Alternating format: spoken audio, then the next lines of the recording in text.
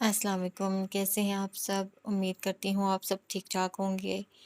Story میں آگے بڑھنے سے پہلے میں آپ سب کو یہ بتانا چاہوں گی کہ سم ٹائم حالات ایسے ہو جاتے ہیں کہ بعض اسٹوریز پڑھتے ہوئے ہم ان اسٹوریز کے بیچ میں کھو جاتے ہیں۔ اسی طرح میرے ساتھ بھی ہوا ہے۔ جنت کی اسٹوری پڑھتے ہوئے اس کی تکلیفیں مجھے اپنے دل میں محسوس ہوئی ہیں، اور کچھ ایسے واقعات ایسے تھے جن پر میں روتے روتے خود کو کنٹرول کیا ہے میں نے۔ مجھے نہیں پتا کہ آپ سب کو جنت کی تکلیف پہ تکلیف ہوئی ہے، اس کی دکھوں پہ خود آپ کو بھار محسوس ہوا ہے یا نہیں، مگر میرے ساتھ تو آج کل یہی ہو رہا ہے۔ جب تک میں جنت کی سٹوری فنش نہیں کر لیتی مجھے یہ ساری کنفیوژن رہے گی۔ تو چلیے آئیے شروع کرتے ہیں، اس کا نیکسٹ پارٹ شروع کرتے ہیں اور دیکھتے ہیں کہ جنت کی سٹوری میں آگے اور کتنی تکالیف رہتی ہیں اس کے لیے۔ تو چلیے آئیے شروع کرتے ہیں نیکسٹ پارٹ۔ وہ اس عورت کو نہیں جانتا تھا جو اسے گھر کے بیرونی گیٹ سے باہر نکلتی ہوئی نظر آئی تھی۔ اسے حیرت ہوئی، اس طرح کوئی بھی اجنبی اتنی آسانی سے اس گھر میں داخل نہیں ہو سکتا تھا۔ آنکھوں میں الجھن لیے وہ اندر داخل ہوا تو اسے وجدان ہاؤس میں ایک غیر معمولی پن کا احساس ہوا۔ اقصیٰ پریشانی کے عالم میں بھاگتی ہوئی اس کے پاس آئی تھی۔ وہ روتے ہوئے اب کچھ کہہ رہی تھی، کچھ بتا رہی تھی۔ فارس نے شوق کے عالم میں سر اٹھا کر مسز شیرازی کی طرف دیکھا۔ حیرت اور صدمہ بھرے تاثرات لیے وہ اپنی جگہ ساکت بیٹھی تھیں، مگر ان کی نگاہیں کسی ایک جگہ پر ٹھہر نہیں رہی تھیں۔ لبوں کو جنبش دیتے انہوں نے فارس سے کچھ کہا۔ اقصیٰ نے بوکھلا کر مسز شیرازی کو دیکھا، اور اسی لمحے فارس وجدان دروازہ کھول کر اجرت میں قدم اٹھاتا تیزی سے باہر بھاگا تھا۔ بیرونی گیٹ سے باہر سڑک پر پہنچتے ہی وہ سر تا پیر مکمل طور پر بارش میں بھیگ چکا تھا۔ اسے ڈھونڈو فارس، ایسا نہ ہو وہ کچھ کر بیٹھے۔ آگے بڑھتے ہوئے وہ چاروں طرف دیکھ رہا تھا، مگر جنت بنت کمال اسے کہیں بھی نظر نہیں آ رہی تھی۔ ہر گزرتے لمحے کے ساتھ اس کی گھبراہٹ میں اضافہ ہوتا جا رہا تھا۔ بھاری تنفس کے ساتھ ایک مہم سی امید لی اس نے مسز جزانی کو کال کی۔ جنت ان کے گھر نہیں گئی تھی۔ آئمہ کا موبائل آف جا رہا تھا۔ وہ ویسے بھی اسلام آباد میں موجود نہیں تھی۔ اگر ہوتی بھی تو جنت اتنی جلدی اتنی کم مدت میں اس تک نہیں پہنچ سکتی تھی۔ یقیناً وہ ابھی تک یہیں آس پاس ہی کہیں تھی۔ وہ اسے تلاشتے ہوئے پارک کا رخ کر چکا تھا۔ موسم کی خرابی کے باعث وہاں اکا دکا ہی لوگ تھے۔ آگے مسجد تھی اور مسجد کی دوسری طرف مرکزی شاہراہ تھی، اور اسی مرکزی شاہراہ پر قدم دھرتے ہی ٹریفک کا شور یکایک اس کے لیے سامت ہوا تھا۔ زندگی سے بھرپور فضا ایک خلا میں بدل گئی تھی۔ زمین نے قدم جکڑے، وجود بھاری پتھر ہو گیا۔ اسے لگا وہ اپنی جگہ سے ہل نہیں سکے گا، ذرا سا ہلے گا تو پاش پاش ہو جائے گا۔ تمہیں لگتا ہے اللہ نے ہمیں بچایا ہے؟ ہاں، اللہ کا بہت بہت شکر باجی۔ ایسا بھی تو ممکن ہے کہ یہ ایک وارننگ ہو، میرے لیے، تمہارے لیے، یا شاید کسی اور کے لیے۔ چھتری کھل گئی تھی۔ گاڑی کے قریب وہ پھسل کر گری تھی۔ اس کا ہاتھ جھٹک کر اپنے سہارے اٹھ رہی تھی۔ جو کچھ سن چکا ہوں وہ سب ممی کو بتاؤں گا تو وہ کیا سوچیں گی؟ ایک ایسی لڑکی کو بہو بنا بیٹھی ہیں جو انفرٹائل ہے، جس نے اپنی سوتن کے بچے کی جان لینے کی کوشش کی ہے، جس کے خاندان کے لوگ اسے اچھوت کی طرح ٹریٹ کرتے ہیں، اور جو اپنی ماں کی موت کا سبب بنی ہے۔ پارکنگ ایریا میں گاڑی اسٹارٹ کرتا وہ آنکھوں میں ڈھیر ساری نمی لیے کچھ بے بسی اور آزردگی سے اسے دیکھتی جنت کمال۔ چہار سو تاریکی چھائی اور منظر بدل گیا۔ اگر تم اس طرح میرے سر پر مسلط رہے تو میں آنٹی کو سب کچھ بتا دوں گی۔ شوق سے جاؤ، میں بھی تمہارے پول ان کے سامنے کھول دوں گا، حساب برابر۔ تم ایسا نہیں کرو گے؟ لہجے میں خوف تھا، آنکھوں میں وحشت۔ کر سکتا ہوں، میں تو اب ان سے یہ بھی کہہ سکتا ہوں کہ میری بیوی بانجھ ہے، میں دوسری شادی کرنا چاہتا ہوں۔ اس نے چاندی کی اس مورت کو ہزار ہار ٹکڑوں میں بکھرتا دیکھا۔ فارس پلیز دروازہ کھولو پلیز۔ بلک بلک کر روتے وہ اس کے کمرے کا دروازہ بجائے جا رہی تھی۔ ایک بچے کی جان لینے کی کوشش، آخر تم میں اتنی ہمت کہاں سے آ گئی تھی؟ اور پھر اس نے سلائڈ ڈور پوری قوت سے بند ہوتے دیکھا۔ اب وہ کمرے سے باہر دسمبر کی سرد ترین راتوں میں بالکنی میں کھڑی تھی۔ اللہ کے فضل سے بہت سے بیک اپ پلان ہیں میرے، اور سب ہی سروائیول بیسڈ ہیں۔ نہ میرا سر پھٹے گا، نہ میں ڈوب کر مروں گی۔ جتاتی نگاہیں، مضبوط لہجہ، شجاعت لیے انوکھا انداز، جیسے وہ دنیا کے ہر طوفان سے بھڑ جانے کی، ہر چٹان سے لڑ جانے کی صلاحیت رکھتی ہے۔ اس کے لیے نہ فارس کچھ ہے، نہ طلاق کچھ ہے۔ مجھے طلاق فوری چاہیے ہوگی۔ تمہیں ابھی سے ڈاکیومنٹس کا انتظام کر لینا چاہیے، تاکہ یہ مناسب وقت پر بنا کسی تاخیر کے سائن کر کے ایک دوسرے سے جان خلاصی کی جا سکے۔ خود پر طاری اس بھیانک جمود کو توڑتے ہوئے وہ آگے بڑھا۔ سڑک کے کنارے غیر متوازن قدم اٹھاتا وہ وہاں جا رہا تھا جہاں کچھ دیر پہلے ایک حادثہ پیش آیا تھا۔ چلتی ہوئی تیز رفتار گاڑی کے سامنے اچانک ہی کوئی لڑکی آ گئی تھی۔ ایمبولینس کا سائرن، لوگوں کا ہجوم اور شدت سے برستی بارش میں موت کو اتنے قریب سے اس انداز اور اس حالت میں دیکھتا فارس وجدان اپنے حواسوں میں ہرگز نہیں لگ رہا تھا۔ لیکن اگر کچھ وجوہات کی بنا پر مجھے قبل از وقت یہ گھر چھوڑنا پڑ جاتا ہے اور اس دوران میرا تم سے فی الفور رابطہ بھی ممکن نہیں ہو پاتا، تو میں ایک ماہ تک کی مدت کو ذہن میں رکھوں گی۔ مدت مختصر تھی، مختصر سے مزید مختصر کر دی گئی۔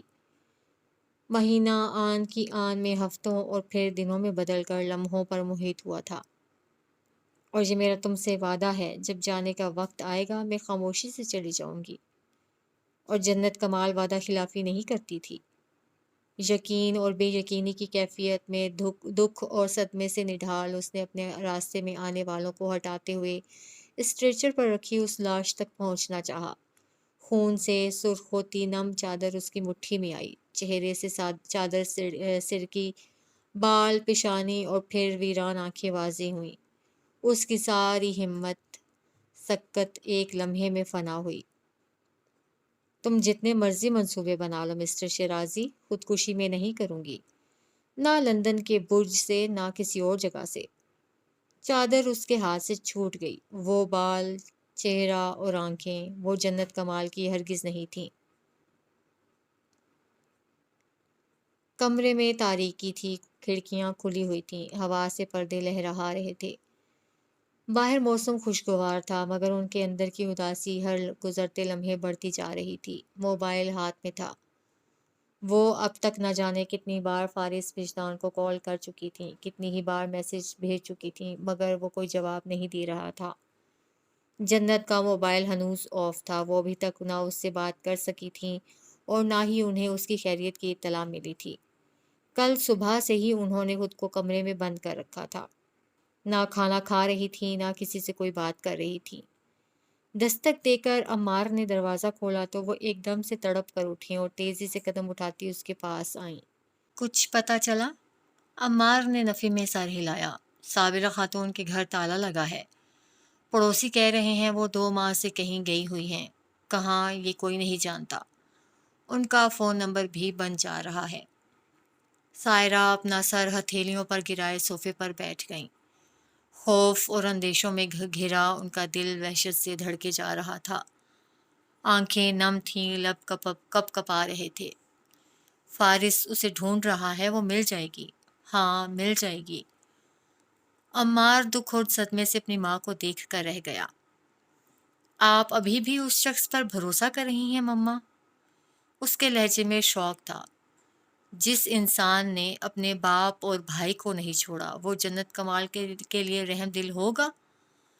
عمار، ان کی آواز کپ کپا کر رہ گئی۔ میں نے کہا تھا آپ سے وہ اچھا انسان نہیں ہے، میں نے روکا تھا آپ کو، مگر آپ نے میری ایک نہیں سنی۔ سرد لہجے میں وہ کچھ متوحش ہو کر بات کر رہا تھا۔ آپ صرف چاہتی تھیں کہ کسی طرح وہ ہم سب کی نظروں سے دور ہو جائے۔ سائرہ آنکھوں میں صدمہ لیے عمار کو دیکھ کر رہ گئیں۔ اتنے سخت لفظوں کی توقع انہیں اپنے بیٹے سے ہرگز نہیں تھی، وہ بھی اس وقت جب وہ جنت کے لیے اس قدر پریشان ہو رہی تھیں۔ 4 بیٹے ہیں آپ کے اس گھر میں، کسی کے ساتھ بھی آپ جنت کی شادی کروا سکتی تھیں۔ فیصل بھائی، عزیر بھائی، احمد بھائی اور میں نے خود ریکویسٹ کی تھی آپ سے کہ مجھے کوئی پرابلم نہیں ہے۔ آپ خاموشی سے میرا نکاح پڑھا دیں۔ اس طرح در در کی ٹھوکریں کھانے سے بہتر ہے اسے اپنوں میں ایک مستقل ٹھکانہ ملے، مگر نہیں۔ آپ بھلا ایک بانجھ لڑکی کو اپنی بہو کیسے بنا سکتی تھیں؟ آپ تو بس اس سے جان چھڑانا چاہتی تھیں۔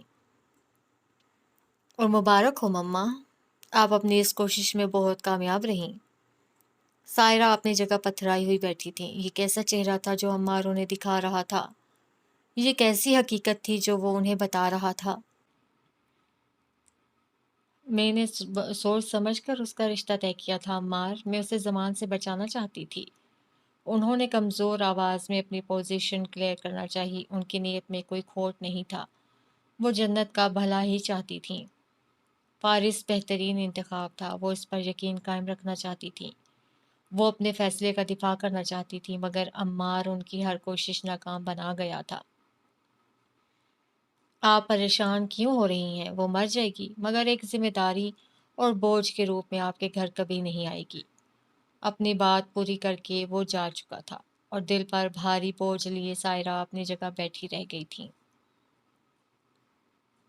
پلک جھپکتے مناظر بدلے تھے، اندھیرا چھٹ گیا تھا، کھڑکیوں کے پردے سمٹ گئے تھے، سورج کی روشنی چھن کر ٹائلز پر اتر آئی تھی۔ کئی ہفتے پہلے کا قصہ جھلکیوں میں اپنا آپ دہرانے لگا تھا۔ انہوں نے جنت کو دیکھا، اس نے سفید گلاس ٹیبل پر پھیلا دیے تھے، خود وہ ان کے سامنے کارپیٹ پر بیٹھ گئی تھی۔ قرآن میں بانجھ کے لیے 2 لفظ استعمال ہوئے ہیں، ایک ہے عاقر اور دوسرا ہے عقیم۔ جب سورۃ مریم میں زکریہ علیہ السلام کی زوجہ کا ذکر آتا ہے تو وہ اللہ سے دعا کرتے ہوئے کہتے ہیں میری بیوی عاقر ہے، لیکن جب زوجہ ابراہیم کو فرشتے اولاد کی بشارت دیتے ہیں تو وہ کہتی ہیں میں بڑھیا عقیم ہوں۔ وہ اپنے اسی مخصوص انداز میں مخاطب تھی اور صفحے پلٹ کر مطلوبہ آیات انہیں ترجمے سمیت دکھا رہی تھی۔ یہ سورہ شعراء کی آیت ہے، انگلی رکھ کر وہ کہہ رہی تھی آسمانوں اور زمین میں اللہ ہی کی بادشاہی ہے، جو چاہتا ہے پیدا کرتا ہے، جسے چاہتا ہے لڑکیاں عطا کرتا ہے اور جسے چاہتا ہے لڑکے بخشتا ہے یا لڑکے اور لڑکیاں ملا کر دیتا ہے، اور جسے چاہتا ہے بانجھ عقیم کر دیتا ہے، بے شک وہ خبردار قدرت والا ہے۔ پھر رک کر سر اٹھائے وہ ان کی طرف دیکھنے لگی تھی۔ آپ نے دیکھا یہاں عقیم لکھا گیا ہے، عاقر نہیں۔ انہوں نے پرسوچ انداز میں اس بات میں سر ہلایا تھا۔ سورج کی روشنی جنت کے شہد رنگ بالوں پر پڑ رہی تھی، اور یہاں سورہ انبیاء کی یہ آیت زکریہ علیہ السلام سے متعلق ہے۔ اس نے انگلی رکھ کر پڑھنا شروع کیا۔ پھر ہم نے اس کی دعا قبول کی اور اسے یحییٰ عطا کیا، اور اس کے لیے اس کی بیوی کو تندرست کر دیا۔ بے شک یہ لوگ نیک کاموں میں دوڑ پڑتے تھے اور ہمیں امید اور ڈر سے پکارا کرتے تھے، اور ہمارے سامنے عاجزی کرنے والے تھے۔ ختم ہوتی آیت غور و فکر کے کئی دروازے وا کر گئی تھی۔ اب اس میں آیت کا یہ حصہ غور طلب ہے، ہم نے ان کی بیوی کو درست کر دیا، یعنی ان کی اصلاح کر دی۔ اب سوال یہ ہے یہاں کس اصلاح کی بات کی گئی ہے؟ جہاں تک مجھے علم ہے زوجہ زکریہ ایک نیک اور عبادت کا گزار خاتون تھیں۔ ایسا نہیں تھا کہ نعوذ باللہ ان کے مابین کوئی شر یا فساد تھا جسے اصلاح کی ضرورت پڑتی۔ ایک لمحے کا توقف کر کے وہ براہ راست ان کی آنکھوں میں دیکھنے لگی تھی۔ آپ کا کیا خیال ہے؟ میں تم سے سننا چاہتی ہوں، وہ بے ساختہ کہہ گئی تھی۔ وہ ذرا سا جھجکی، پھر مسکراتے ہوئے گویا ہوئی۔ مجھے لگتا ہے یہ اس بیماری کی، اس نقص کی اصلاح تھی، اس بانجھ پن کی جو انہیں اولاد سے محروم رکھے ہوئے تھا۔ ان کی خاموش نگاہوں میں یکایک حیرت کا تاثر ابھرا تھا، اندر کے سوالات کے جواب تلاشتی جنت کمال انہیں بہت مطمئن نظر آئی تھی۔ اس کا لہجہ کمزور نہ تھا، اس کے لفظوں میں مایوسی نہ تھی، وہ یقین اور بے یقینی کے درمیان بھٹک نہیں رہی تھی۔ اس نے کنارہ چن لیا تھا، ساحل پر قدم جما لیے تھے۔ جہاں تک میں اپنی تحقیق سے سمجھ پائی ہوں، بانجھ پن کی 2 قسمیں ہیں۔ ایک یہ کہ عورت یا مرد میں سرے سے ماں یا باپ بننے کی صلاحیت پیدائشی طور پر موجود نہیں ہوتی، اور اسے عقیم کہتے ہیں، جو کہ زوجہ ابراہیم علیہ السلام تھیں۔ اسی حکیم کا ذکر سورہ شعراء کی آیت 50 میں ہے۔ اور دوسرا بانجھ پن وہ ہے جو کسی نہ کسی نقص یا بیماری کی وجہ سے ہے اور جس کا علاج یا اصلاح ممکن ہے۔ مسز شیرازی نے گہرا تنفس لے کر پلکیں جھپکائیں۔ منظر وہی تھا، کمرہ بھی وہی، صفحے بھی وہیں، مگر جنت کمال کہیں نہیں تھی۔ آخر کسی سبب سے بھی ہو سکتا ہے اور بغیر کسی سبب کے بھی۔ کچھ لوگوں کو کوئی مسئلہ نہیں ہوتا پر تب بھی ان کی اولاد نہیں ہوتی، اور کچھ لوگوں میں کوئی نقص ہوتا ہے، اس کے باوجود ان کے یہاں اولاد ہو جاتی ہے۔ سبز روشنائی سے کسی آیت کو انڈر لائن کرتی، کسی اور نقطے کی وضاحت کرتی، وہ ایک بار پھر انہیں متوجہ کر چکی تھی۔ قرآن نے ایک حکیم بوڑھی عورت کو ماں بنتے دکھایا ہے، ایک بوڑھی عاقر کو بھی۔ زکریا علیہ السلام کی بیوی میں جو نقص تھا وہ دعا سے، امید سے، یقین سے ٹھیک ہو گیا، اور زوجہ ابراہیم جن میں سرے سے ماں بننے کی صلاحیت موجود نہیں تھی، انہیں بھی اللہ نے اپنی قدرت سے ماں کے رتبے پر سرفراز کر دیا۔ کھڑکیوں پر پردے پھیل گئے تھے، سورج کی کرنیں سمٹ گئی تھیں، ان کے بیڈ روم میں جنت کمال اب کھڑکیوں کے پاس کھڑی نظر آ رہی تھی۔ بلا شبہ یہ ایک محرومی ہے، اور یہ محرومی بھی اللہ کے چنے ہوئے کتنے خاص بندوں کے حصے میں آئی۔ یہ بات میں بھول رہی تھی۔ لہجے میں دبا دبا سا جوش اور آنکھوں میں ایک چمک لہرائی تھی۔ اسی محرومی کو اللہ نے عطا میں بدلتے دکھایا، جو ناممکن تھا اسے ممکن کر کے دکھایا۔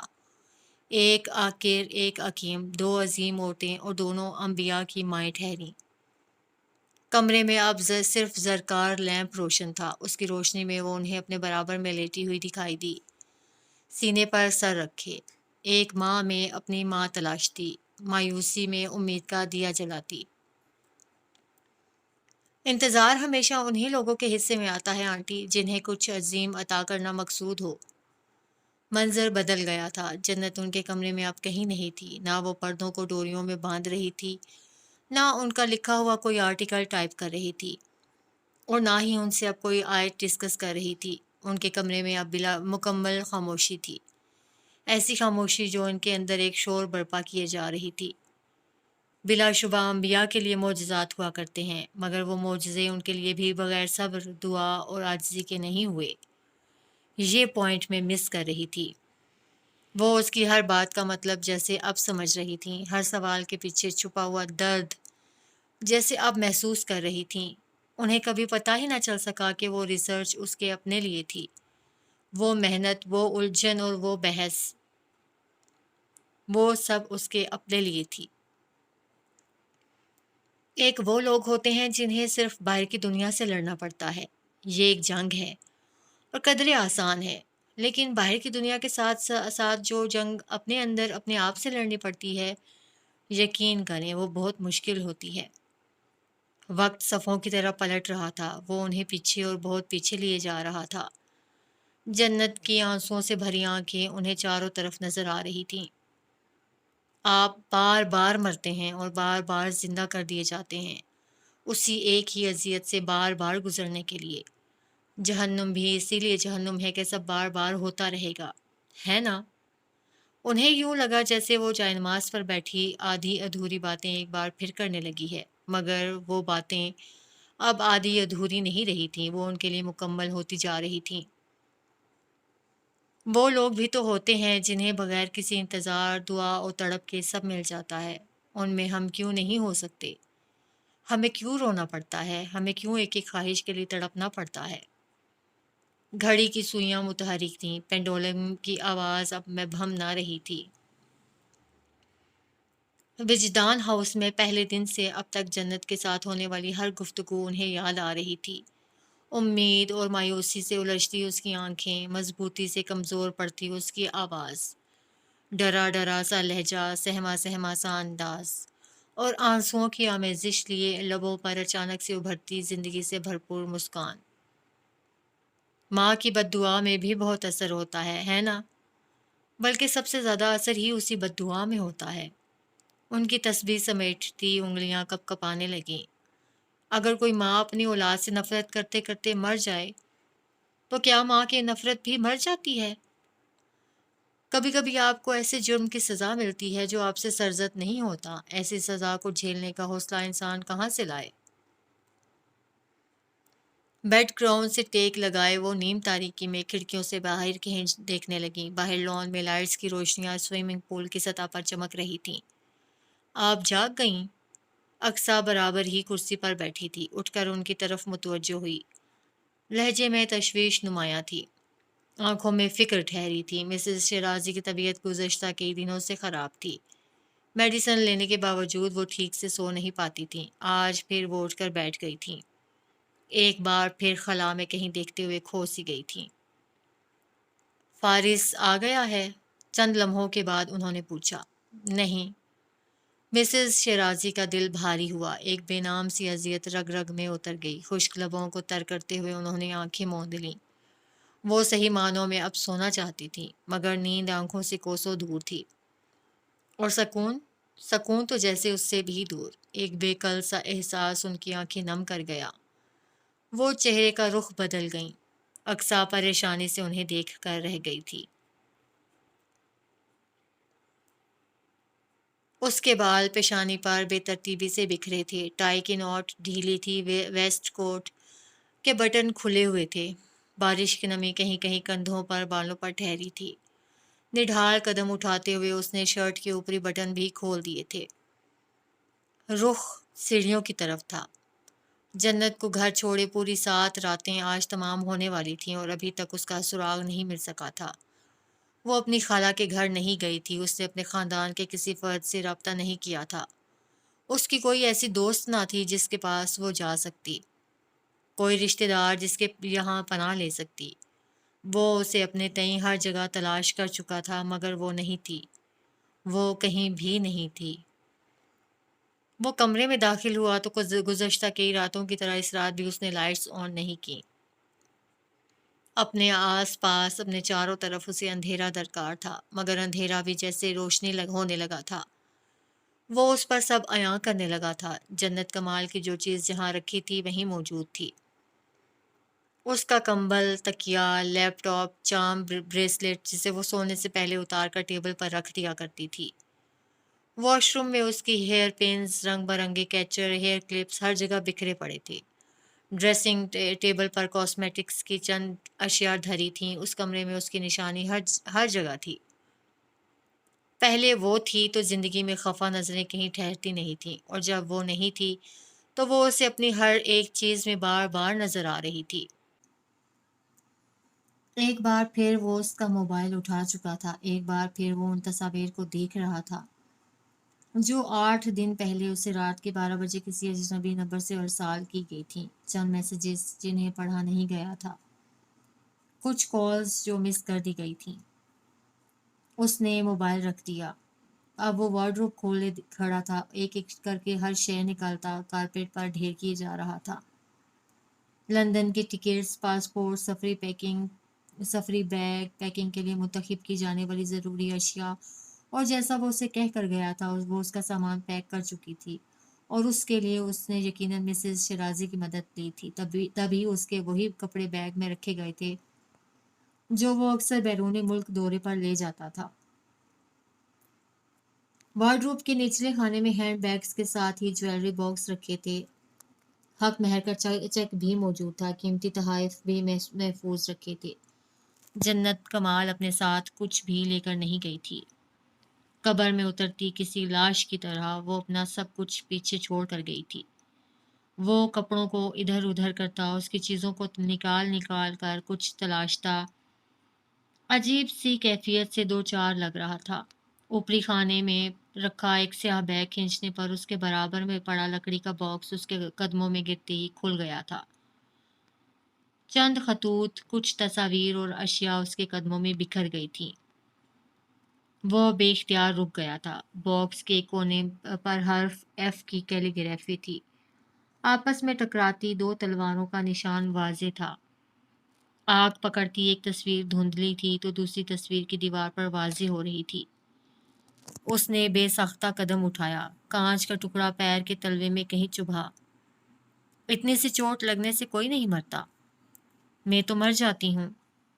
وہ ٹھہر گیا، رک گیا۔ جم گیا۔ جلتی ہوئی لکڑیوں میں ایک اور صفحے کا اضافہ ہوا۔ ساکت پانیوں میں کنکر پھینکا گیا، پتے توڑ کر فضا میں اچھال دیے گئے۔ آن کی آن میں براؤن لکڑی کا فرش آئینہ ہوا۔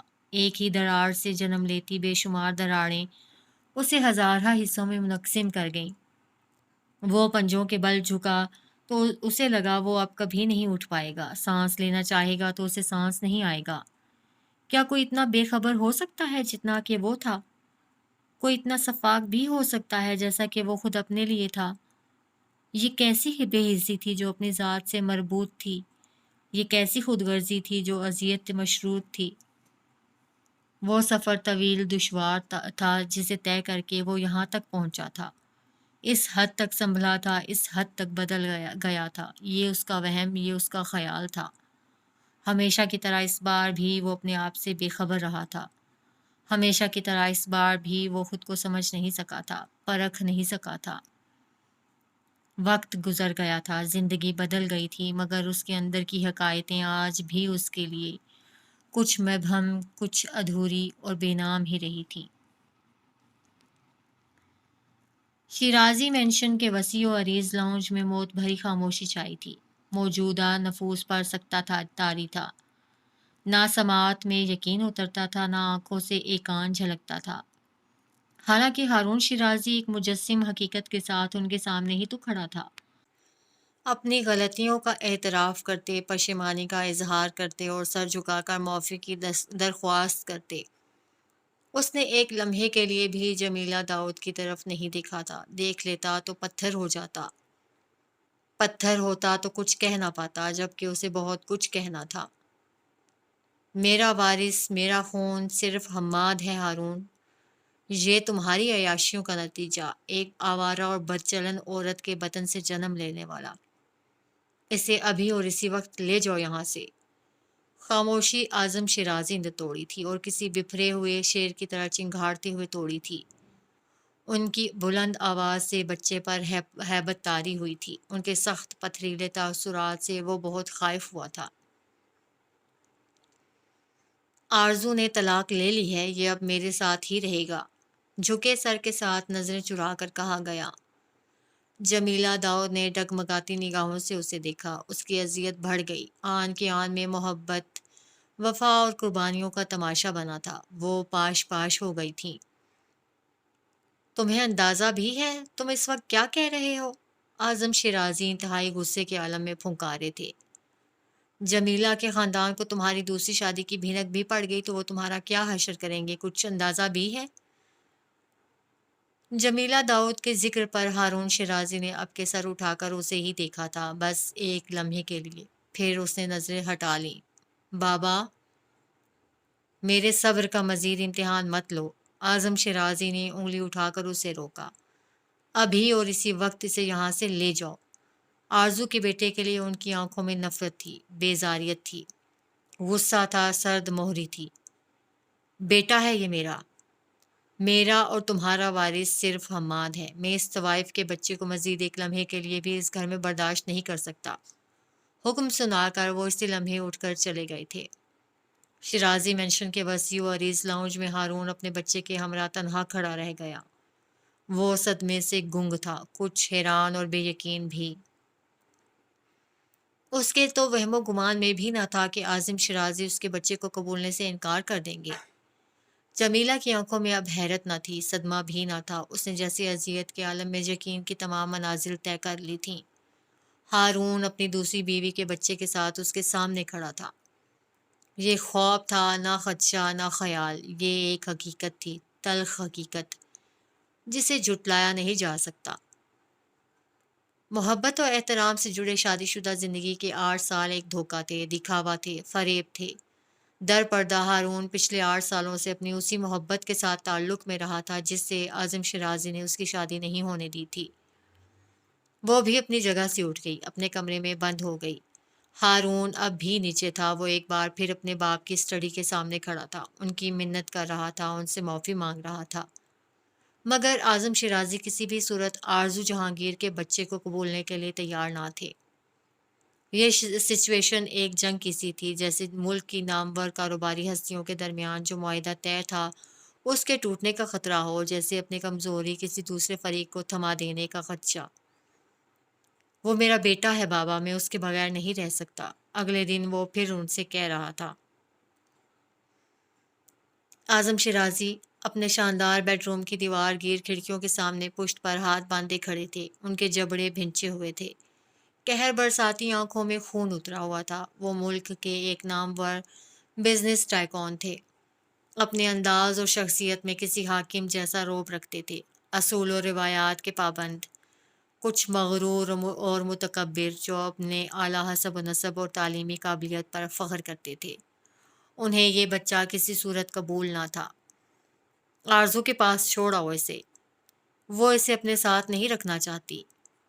یہ میرا درد سر نہیں بابا، پلیز، وہ گڑ گڑایا، یہ بھی آپ کا پوتا ہے۔ میرا پوتا صرف حماد ہے جس کی ماں خاندانی ہے۔ وہ پلٹ کر دھاڑے تھے۔ یہ اس آوارہ اور ہارون شیرازی کرب سے لب بھیج کر رہ گیا۔ آپ اسے میرے ساتھ رہنے دیں، وہ یہاں رہے گا تو سب کو معلوم ہو جائے گا۔ اصل مسئلہ جیسے اب لبوں پر آیا تھا۔ وہ بچہ ان کے لیے ذلت، توہین اور بے عزتی کی علامت تھا۔ وہ ان کے لیے ایک گناہ، ایک غلطی جیسا تھا جسے چھپانا مقصود، مٹانا ضروری ہو گیا تھا۔ بابا پلیز مجھے معاف کر دیں، میں جانتا ہوں یہ میری غلطی ہے۔ آپ جو بھی سزا دیں میں بھگتنے کے لیے تیار ہوں، اس طرح مت کیجیے۔ کمرے میں ایک دم ہی گہری خاموشی چھا گئی۔ اعظم شیرازی سخت پتھریلی نگاہوں سے اب ہارون کو دیکھ رہے تھے۔ جمیلہ داؤد اد کھلے دروازے کے اس پار رک گئی تھی۔ ایک شرط پر میں تمہاری اس غلطی کو نظر انداز کر سکتا ہوں۔ لہجے میں وہی عناد اور سختی تھی۔ جمیلہ نے نظر اٹھا کر انہیں دیکھا۔ اب وہ کیا کہہ رہے تھے؟ اسے میرے حوالے کر دو اور بھول جاؤ کہ حماد کے علاوہ تمہارا اور کوئی بیٹا بھی ہے۔ ہارون کے پیروں تلے سے زمین نکلی تھی، سر پر آسمان ٹوٹا تھا۔ پھٹی پھٹی نگاہوں سے وہ اپنے باپ کو دیکھ کر رہ گیا تھا۔ صدمے کے عالم میں جمیلہ داؤد بھی اپنی جگہ کھڑی رہ گئی تھی۔ اعظم شیرازی کی بات ابھی ختم نہیں ہوئی تھی، ان کی بات تو جیسے اب شروع ہوئی تھی۔ اسے تمہارا نام نہیں ملے گا، وراثت میں حصہ بھی نہیں، اور نہ ہی وہ ہمارے خاندان کا کبھی حصہ بنے گا۔ انداز دو ٹوک تھا، لہجہ قطعیت بھرا، فیصلہ غیر متزلزل، ہر لفظ پتھر پر لکیر۔ ہارون شیرازی کے چہرے پر وحشت پھیل گئی۔ ہر شے کا حساب رکھا تھا اس نے، مگر اس کا نہیں۔ وہ اسی نام اور پہچان کے ساتھ رہے گا جو میں اسے دوں گا۔ کیئر ٹیکر کا انتظام ہو جائے گا، پڑھائی کے اخراجات سب میں مینیج کروں گا، لیکن تمہیں ہر صورت ہر حال میں اس سے دور رہنا ہوگا۔ انگلی اٹھا کر ایک بار پھر اپنے ارادے واضح کیے گئے۔ کیونکہ نہ تو میں اس بدنام زمانہ لڑکی کے ساتھ تمہارا کوئی اسکینڈل افورڈ کر سکتا ہوں، اور نہ ہی جمیلہ کے خاندان سے دشمنی مول لے سکتا ہوں۔ ہارون شیرازی کی پھٹی پھٹی آنکھوں میں انتہائی سرد مہری سے دیکھتے ہوئے انہوں نے حتمی فیصلہ سنایا تھا۔ اور اگر تمہیں میرے اس فیصلے سے اختلاف ہے تو تم اسے یہاں سے لے جا سکتے ہو، لیکن یاد رکھو جس وقت تم اس گھر کی دہلیز پار کرو گے میں بھول جاؤں گا میرا ہارون نام کا کوئی بیٹا بھی ہے۔ ہارون شیرازی کا سانس رکا ہوا تھا، دھڑکنیں تھمی ہوئی تھیں۔ وہ اب بھی اپنے باپ کو دیکھ رہا تھا، حیرت، بے یقینی اور صدمے سے۔ اسے اپنی سماعت پر یقین نہیں آیا تھا۔ کوئی اپنے پوتے کے ساتھ ایسا بھی کر سکتا ہے؟ وہ سوچ رہا تھا، مگر وہ غلط سوچ رہا تھا۔ اعظم شیرازی نے سرے سے اس بچے کو تسلیم نہیں کیا تھا۔ وہ اس کے لیے رحم دل ہوتے بھی تو کیسے، احساس کرتے بھی تو کیوں؟ وہ تو اپنے کپڑوں پر ہلکا سا داغ تک برداشت نہ کرتے تھے، تو اب ایسے داغ کو کیسے رہنے دیتے جس کی پاداش میں مستقبل میں کوئی اسکینڈل بننے کا خدشہ ہوتا؟ مزید کچھ بھی سنے بغیر جمیلہ داؤد وہاں سے ہٹ گئی تھی، روئی روئی سی سرخ متورم آنکھوں کے ساتھ۔ وہ سیڑھیاں اتر کر نیچے آئی تو دل بے وفائی کے غم سے پھٹنے لگا۔ یہ حقیقت تھی کہ شیرازی اور لاشاری خاندان کے مابین جڑنے والا یہ رشتہ ایک بزنس ڈیل کی طرح تھا۔ خاندان کے بڑوں نے اپنے کاروباری اور سیاسی مفادات کو مد نظر رکھتے ہوئے ان دونوں کو ایک کیا تھا، مگر جمیلہ نے کبھی بھی اس رشتے کو مصلحت کی نگاہ سے نہیں دیکھا تھا۔ وہ ہارون سے محبت کرتی تھی، بدلے میں وہ بھی اسے محبت ہی دکھاتا رہا تھا، مگر وہ محبت ایک دکھاوا تھی۔ اس کا انکشاف کل رات ہوا تھا۔ یہ انکشاف اسے راکھ کر گیا تھا۔ یہ انکشاف اس کی محبت، وفا اور اعتماد کا تماشا بنا گیا تھا۔ سلگتی آنکھوں کو بے دردی سے رگڑتی وہ کھڑکی کے سامنے جا کھڑی ہوئی تھی، اور تبھی اس نے ہارون کو سیڑھیاں اترتے دیکھا تھا۔ اس کے چہرے پر کرب تھا اور آنکھیں بے تحاشا سرخ ہو رہی تھیں۔ اعظم شیرازی اپنے فیصلے سے پیچھے ہٹنے والے نہیں تھے، تو کیا ہارون گھر چھوڑ کر جا رہا ہے؟ بھاری دل کے ساتھ اس نے ہارون شیرازی کو صدر دروازے کی جانب بڑھتے دیکھا۔ جس وقت تم اس گھر کی دہلیز پار کرو گے، میں بھول جاؤں گا میرا ہارون نام کا کوئی بیٹا بھی ہے۔ اور وہ اسے دیکھ رہی تھی۔ وہ خالی ویران آنکھوں سے اسے صدر دروازے سے باہر نکلتا دیکھ رہی تھی۔ ہارون شیرازی نے گھر کی دہلیز پار کر لی تھی۔ وہ اپنے بچے کو ساتھ لے کر نہیں گیا تھا۔